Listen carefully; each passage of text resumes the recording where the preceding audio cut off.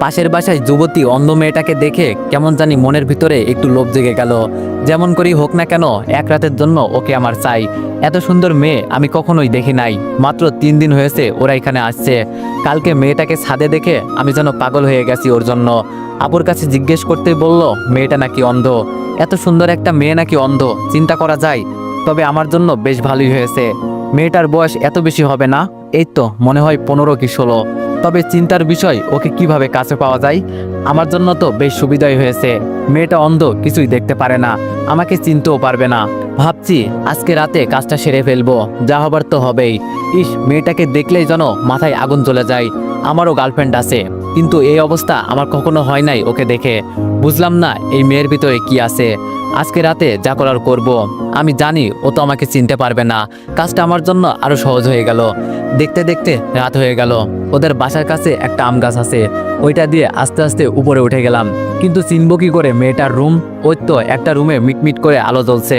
লাফ দিয়ে জানালার কাছে চলে গেলাম। জানালা খুলতেই দেখি হাত কেটে রক্ত পড়ছে। তাতে আমার কিছু আসে যায় না। হাতের দিকে না তাকিয়ে ভিতরে চলে গেলাম।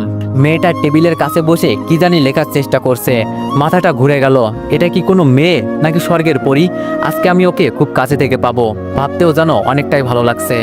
মানুষ বলে কোনো মেয়ের সাথে জোর করে শারীরিক সম্পর্ক করলে সেটা নাকি ধর্ষণ হয়। তবে আমার কোনো আসে যায় না। মেয়েটাকে আমার পছন্দ হয়েছে। এখন যদি বলি ওকে এক রাতের জন্য আমার সাথে থাকতে, তখন সে কি রাজি হবে? কখনোই না। তাই আমার পথ আমাকেই অবলম্বন করতে হবে। আমার যে খুব ইচ্ছা ওকে কাছে পাওয়ার, সেটা তো কখনোই পূরণ হতো না যদি ওর সাথে জোর করে শারীরিক সম্পর্ক না করি। দরজার কাছে গিয়ে দরজাটা ভালো করে বন্ধ করলাম। ভিতর থেকে যদি গরুর মতো চিৎকার করলেও বাইরে কেউ শুনতে পারবে না। মেয়েটার পিছনে গিয়ে দাঁড়ালাম। ওর শরীর থেকে আলাদা একটা সুঘ্রাণ বেরোচ্ছে, যেটা আমাকে আরো পাগল করে দিচ্ছে। মেয়েটা পিছনে ফিরে বলল, কে কে এখানে? আরে এ তো দেখি সব টের পাই। আমি একটু দূরে সরে গেলাম, দেখি ও কি করে। তবে মেয়েটা বসা থেকে উঠে দরজার কাছে চলে যাচ্ছে। খুব ভালো করেই বুঝতে পারছি ও কি করতে চাইছে। তাড়াতাড়ি মেয়েটার কাছে গিয়ে ওকে কোলে তুলে বিছানার উপর ফেলে দিয়ে আমি ওর উপর শুয়ে পড়লাম। মেয়েটা এবার কান্না সুরে আমাকে বলল, ভাইয়া আমাকে ছেড়ে দেন, আপনার পায়ে পড়ি। আমি বললাম সে পড়িও, এখন আমি যেই কাজে আসছি সেটা করি, চুপচাপ শুয়ে থাক। মেয়েটা এবার চোখের পানি ছেড়ে দিয়ে ছটফট করতে করতে বলল, আপনি আমার ধর্মের ভাই লাগেন, আমাকে ছেড়ে দেন। আমি একটা অন্ধ মেয়ে, আমার এত বড় সর্বনাশ করবেন না।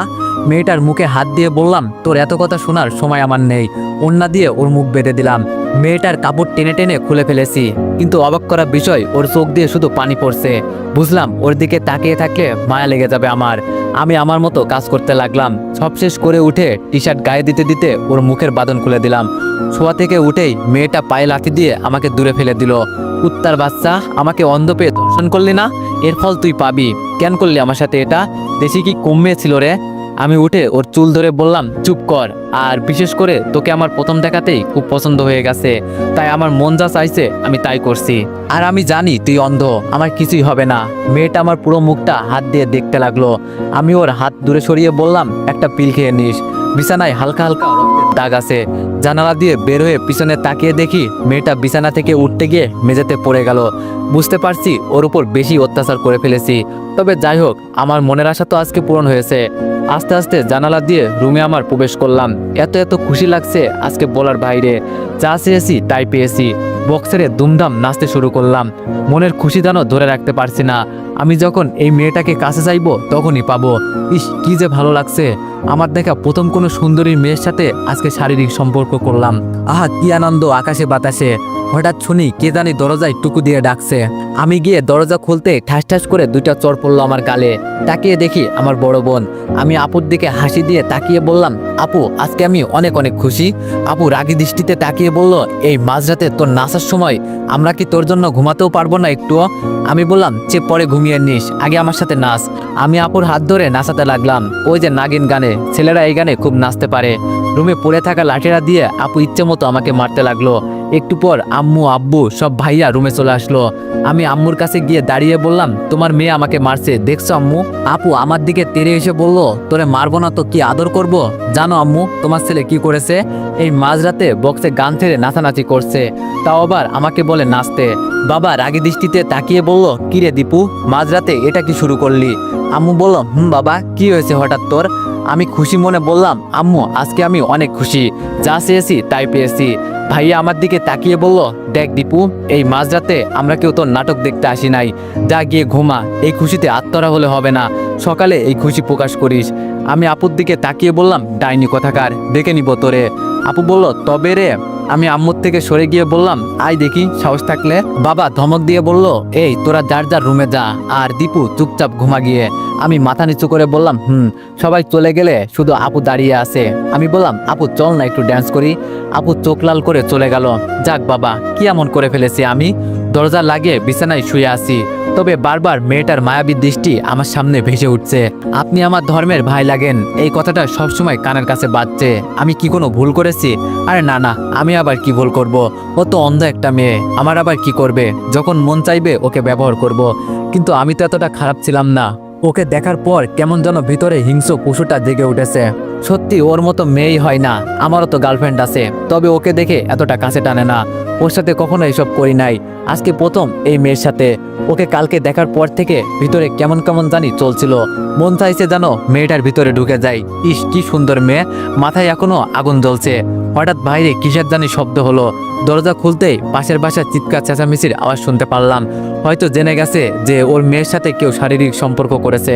তবে আমার কি, আমার কাজ আমি সেরে ফেলেছি। হঠাৎ পিছন থেকে আপু বলল, কি হয়েছে রে দীপু?